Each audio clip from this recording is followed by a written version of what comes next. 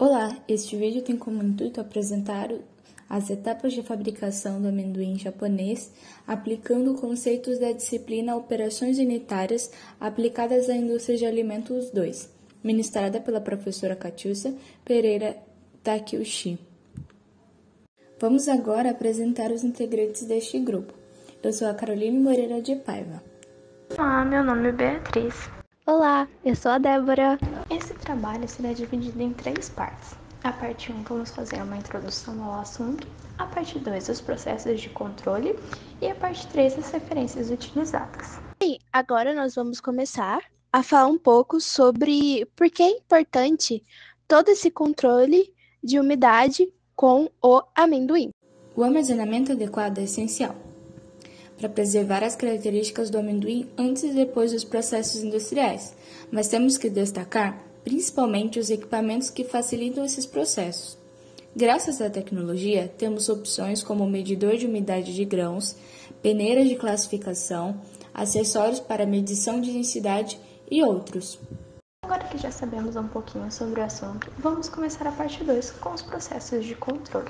As operações feitas para ter o controle da qualidade do amendoim, elas vão estar muito em torno do controle da contaminação do fungos flavus. Bem, essa controle de contaminação, ela começa com o controle da umidade, em seguida, a temperatura do armazenamento, depois, o controle do resfriamento, após isso, a areação e, para finalizar, a secagem. Controle de contaminação.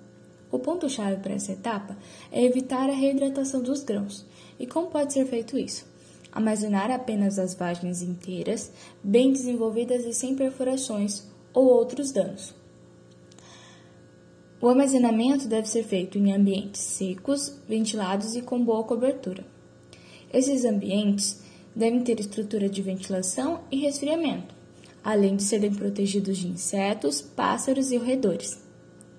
Os sacos contendo as vagens devem ser colocados sobre estrados de madeira, distantes de paredes e empilhados de maneira a deixar corredores que permitam a limpeza do local e a retirada dos mesmos. Deve-se também determinar o nível de aflatoxinas por análises químicas e separar lotes livres ou com pouca contaminação dos demais, além de separar os lotes produzidos com irrigação dos produzidos em sequeiro. Outra opção também é separar lotes com diferenças de umidades. O controle de contaminação é uma parte muito ampla. Ele vai desde a produção agrícola até a prateleira dos mercados. Ele é fiscalizado pela Anvisa e pela ANAPA. Caso tenham interesse, deem um pause nessa gravação e vejam com mais calma esse slide.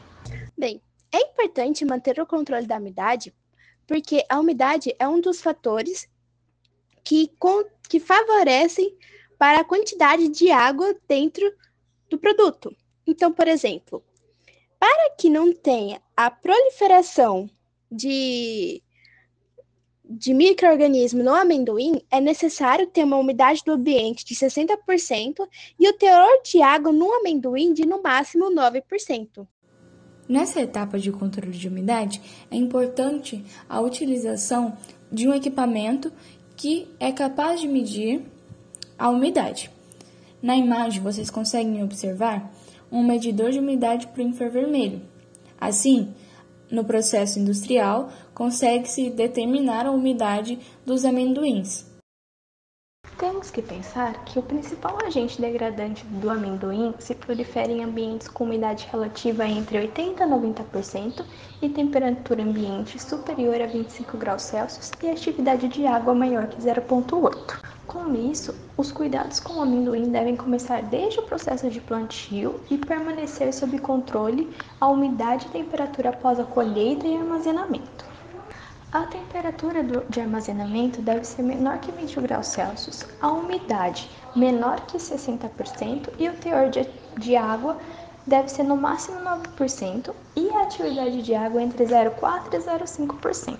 Além disso, o armazenamento do amendoim em sacos de polietileno auxilia na diminuição da proliferação do fungo durante o seu transporte.